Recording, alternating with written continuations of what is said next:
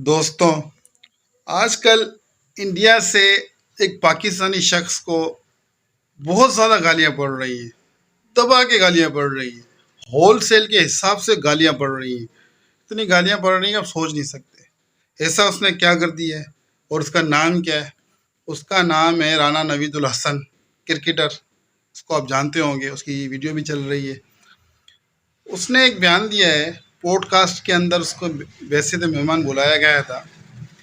राना नवीदुल हसन से एंकर ने एक सवाल किया कि आप बॉलर थे तो वो कौन सा बैट्समैन था जिसको सबसे ज़्यादा आसानी होती थी आपको आउट करने में?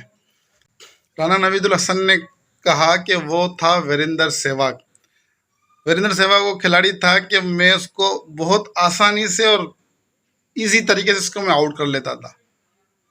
तो एक तो ये बात इंडिया वालों को नागवार गुजरी कि उनका इतना बड़ा बैट्समैन, इतना बड़ा सुपरस्टार माजी का, उसके बारे में राना नवीदुल हसन ने इस तरीके का बयान दिया। और इसके अलावा एंकर ने उससे पूछा राना नवीदुल हसन से कि आप पाकिस्तान इंडिया का जो मैच है उसके बारे में क्या कहना चाहेंगे? तो राना नवीदुल हसन ने कहा कि मैं तो ये पाकिस्तान को ही सपोर्ट करता हूँ, लेकिन इंडिया के जो मुसलमान हैं वो भी पाकिस्तान को सपोर्ट करते हैं।